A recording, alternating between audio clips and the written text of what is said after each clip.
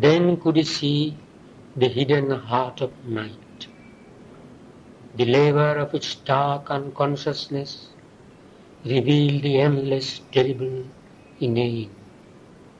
A spiritless blank infinity was there, a nature that denied the eternal truth in the vain braggart freedom of its thought, hoped to abolish God and reign alone.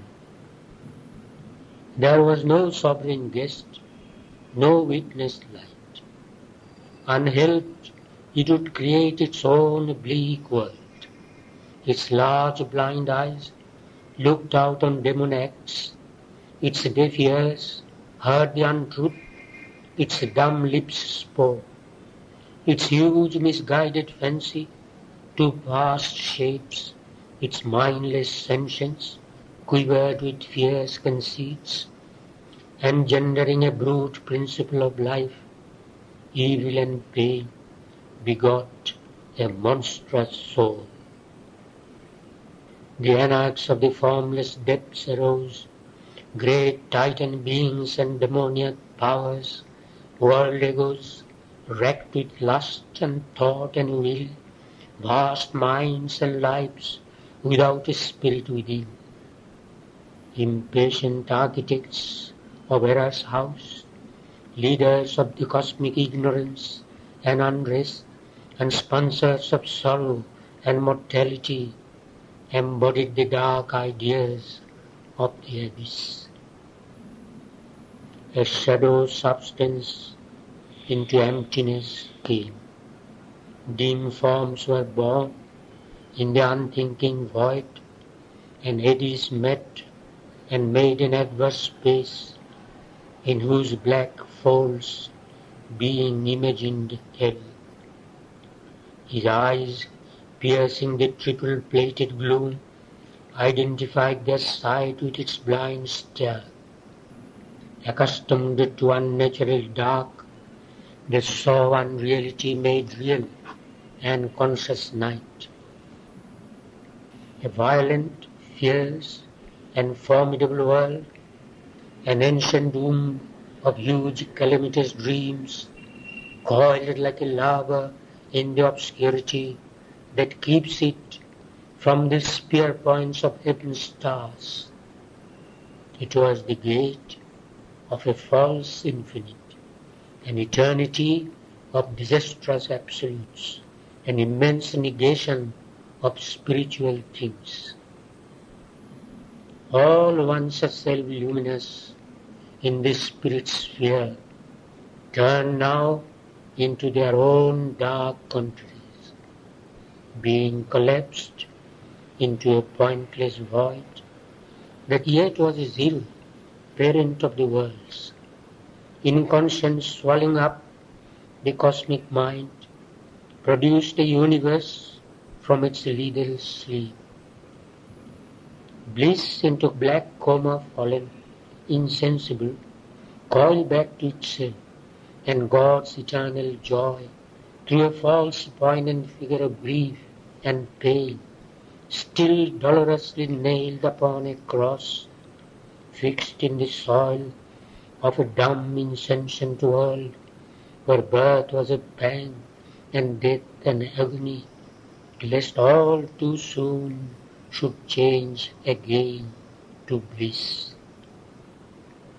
Thought sat, a priestess of perversity, on her black tripod of the triune snake, reading by opposite signs the eternal script, a sorceress reversing life's God frame.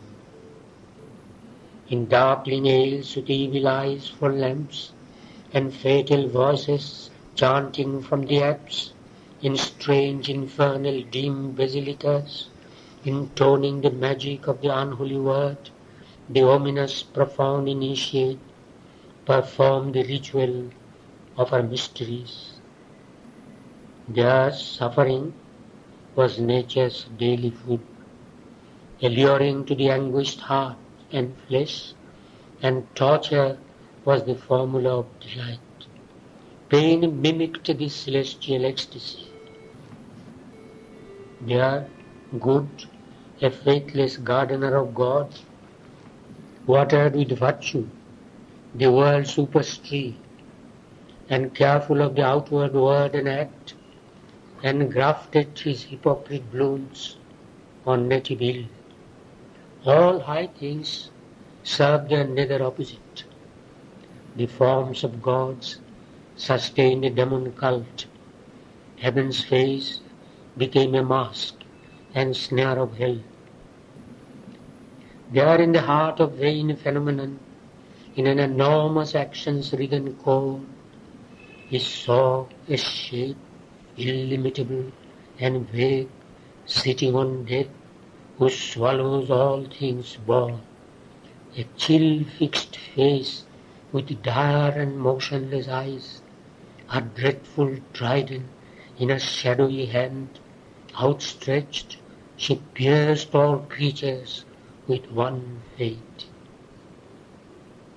Where nothing was, save matter without soul, and a spiritless hollow was the heart of time, then life first touched the insensible abyss, awaking that stark void to hope and grief.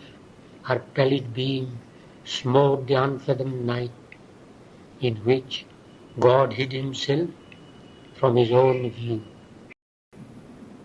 In all things she sought their slumbering mystic truth, the unspoken word that inspires unconscious forms. She groped in his deeps for an invisible law, fumbled in the dim subconscious for his mind, and strove to find a way for spirit to be. But from the night another answer came.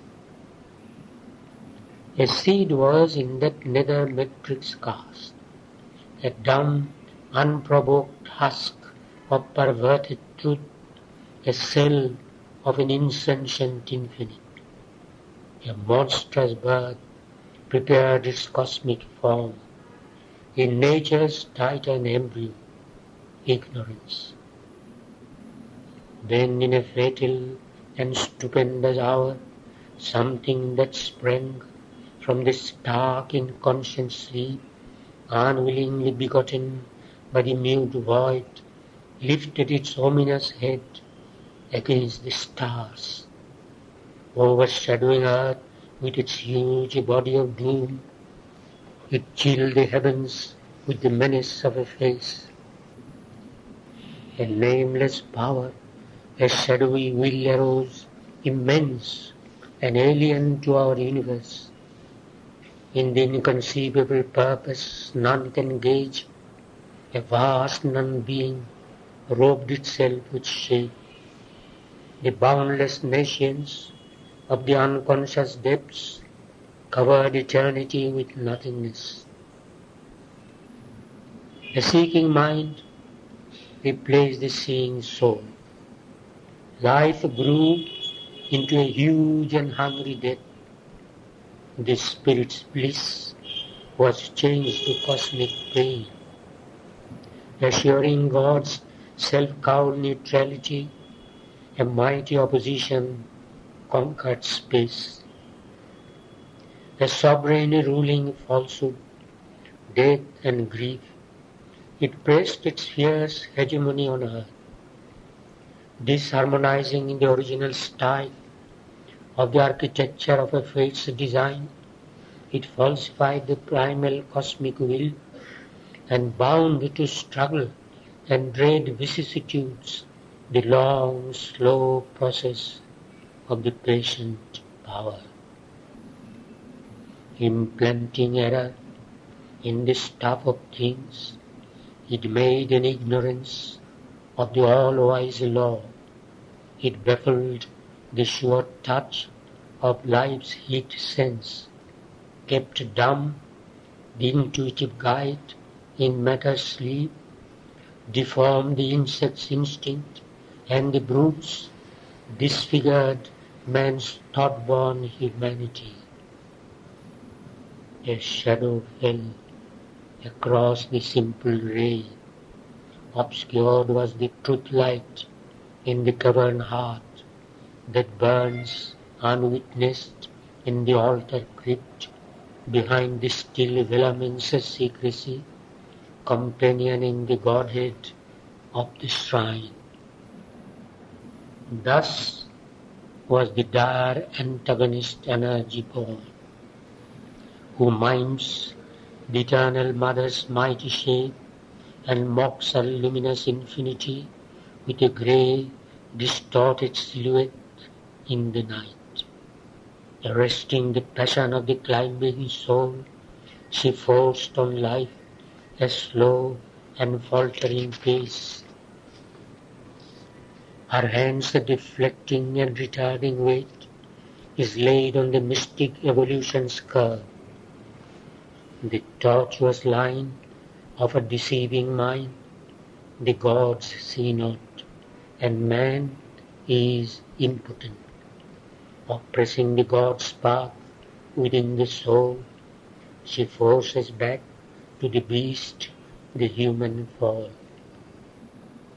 Yet, in her formidable instinctive mind, she feels the One grow in the heart of time, and sees the immortal shine through the human mold. Alarm for her room, and full of fear and rage, she prowls around each light that gleams through the dark, casting its ray from the spirit's lonely tent, hoping to enter with fear's stealthy tread, and in the cradle slay the divine child. Incalculable are her strength and views. Her touch is a fascination and a death. She kills her victim with his own delight. Even good she makes a hook to drag to hell.